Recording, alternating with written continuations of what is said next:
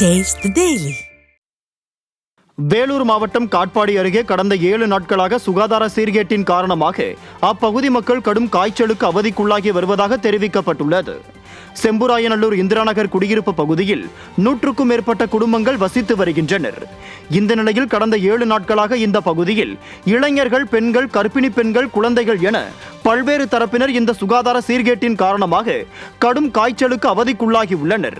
சிறுவன் சஞ்சய் காய்ச்சலில் கடுமையாக பாதிக்கப்பட்டு வேலூரில் சிகிச்சை பெற்று வருவதாகவும், மேலும் ஒரு இளைஞர் டெங்குவினால் பாதிக்கப்பட்டு வாலாஜா அரசு மருத்துவமனையில் சிகிச்சை பெற்று வருவதாகவும் அப்பகுதி மக்கள் வேதனை தெரிவித்தனர்.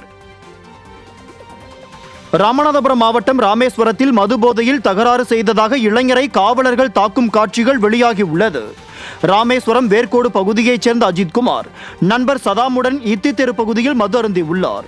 இந்த நிலையில் அப்பகுதியில் இருந்த சிலருடன் வாக்குவாதம் ஏற்பட்டு கைகலப்பாகி உள்ளது. தகவல் அறிந்து வந்த காவலர்கள் அஜித்குமாரை லத்தியால் தாக்கிய வீடியோ காட்சிகள் வெளியாகி உள்ளது. சண்டையை தடுக்க சென்ற போது தாக்கியதாக ராமேஸ்வரம் நகர் காவல் நிலையத்தில் காவலர்கள் புகார் அளித்த நிலையில் அஜித்குமார் கைது செய்யப்பட்டுள்ளார்.